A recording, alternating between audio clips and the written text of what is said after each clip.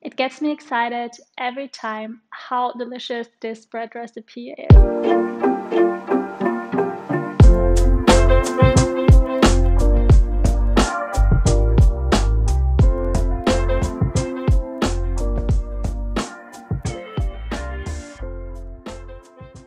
My favorite recipes are the ones that are quick, easy, nourishing, and become a real staple in my kitchen.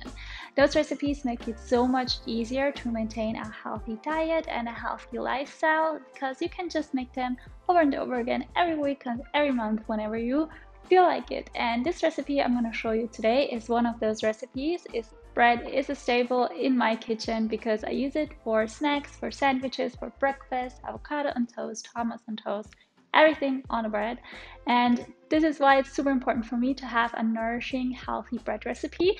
And for all of you who are gluten-free, this comes in super handy because this gluten-free bread only takes 4 ingredients. All of those ingredients are easy accessible and super affordable, which is very important because gluten-free bread can be very expensive, not that tasty, and sometimes also not that healthy. For everyone who's not gluten-free, this is also an amazing alternative because we are gonna ferment the buckwheat. We're gonna make buckwheat bread, by the way, and we're gonna ferment the buckwheat. This means the buckwheat has time to activate. This way, we're gonna increase the bioavailability of the buckwheat, of all the nutrients, vitamins, and minerals that are in the buckwheat, and this way our bodies can more easily absorb all this yummy stuff, and we're gonna nourish our bodies with this bread recipe, which is super exciting.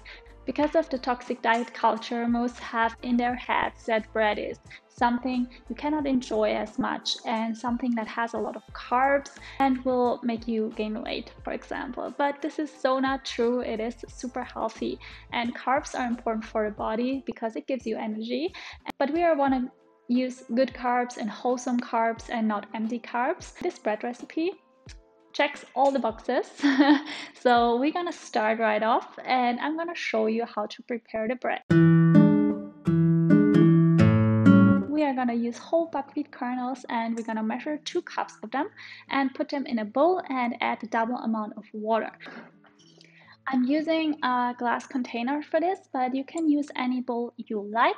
The only important thing is that you can close it up because you're gonna let it soak for 6 hours.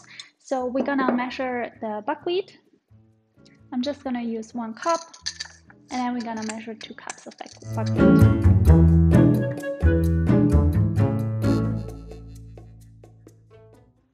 Once you've measured the 2 cups of buckwheat, we're gonna add the double amount of water. It is important that the buckwheat has enough water to soak in because it's gonna absorb quite a bit and it's also gonna increase in volume, so we need a little bit of space. And then you're just gonna close it with a lid and let it soak for around 6 hours in the fridge or by room temperature, it doesn't matter. I already soaked the buckwheat last night and prepped everything, so we can go ahead and do the second step. And important here is that you wash and rinse the buckwheat very well because the water is not clear anymore, and we're gonna rinse it and wash it and then gonna use the food processor to process with a little bit of water.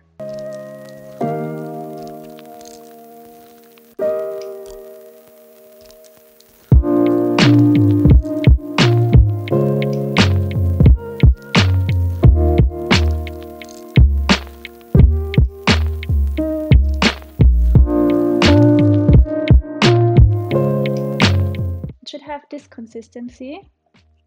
If you use a high-speed blender, you don't need to blend for as long as with the food processor. Now we're going to transfer the buckwheat mixture into a bowl.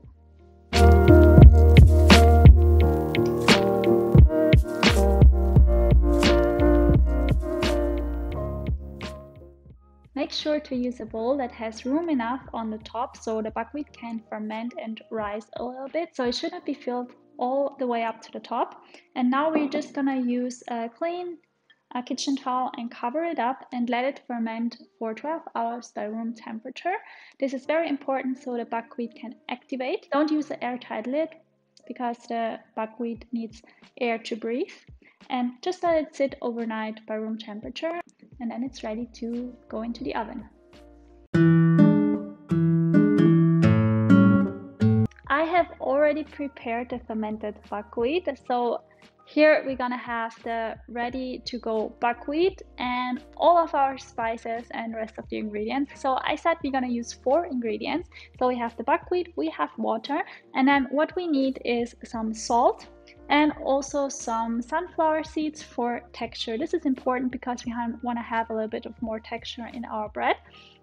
This is a base bread recipe and you can customize it any way you like and use all the spices and all the add-ons you prefer. I prefer to use caraway seeds because they are very common in Austria in bread recipes and it's what I like. So I'm gonna add those today as well. And for more texture, I'm also gonna use some pumpkin seeds because I love pumpkin seeds in my bread, and I'm also gonna throw in those. And as I said, you can customize your bread however you like. You can use turmeric or you can use dried tomatoes or oregano to get a more Italian flavor.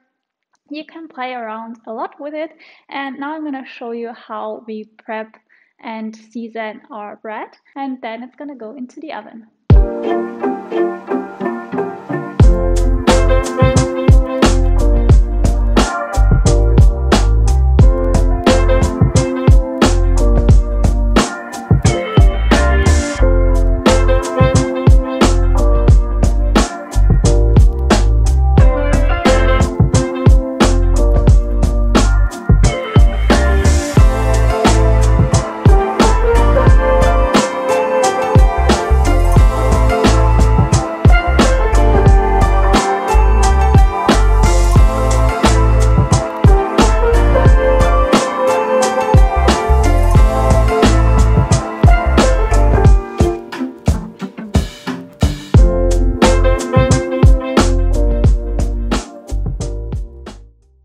Now we have prepared the bread and decorated a little bit with seeds and flax seeds, and now it's gonna go into the oven. We're gonna preheat the oven to 180 degrees and then gonna bake this for about an hour and 15 minutes.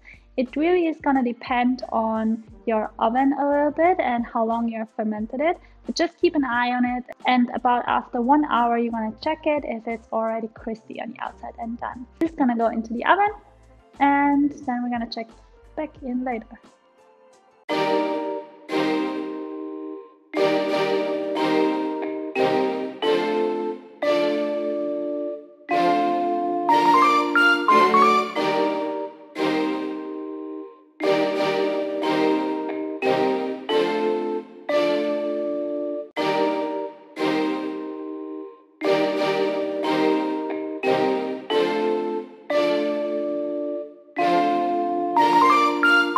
It gets me excited every time how delicious this bread recipe is. We have it crispy on the outside and the toasted seeds are super delicious, and it's super soft on the inside, which is perfect for bread texture. I also made a vegan cream cheese that is very high in protein because it's made with tofu and without nuts. So for all of you who are allergic to nuts, this is a great recipe and alternative. It's made really quick. I made this one for Instagram, so I will link the recipe below. I have a new website, and so I will link my bread recipe and the vegan cream cheese recipe down below in the description box. I'm super happy how this bread turned out today, and I really encourage you to try it because it's so delicious and nutritious. Also, make sure if you customize your own bread recipe and add your own flavors and spices, make sure to share your version of this bread recipe down below in the comments so I can try them and we all can enjoy, because this is a really versatile recipe. This is just a base and you can go really nuts with all the ingredients you're gonna add. Thank you guys so much for watching this video, and make sure to like and subscribe because it really helps to support my channel, and I know you like my recipes. Also, leave any questions in the comments below that you might have. Check out on Instagram. I have tons of recipes on my Instagram as well, so make sure to head on over there. And yeah, this is it for today. Thank you guys so much. See you in the next one. Ciao.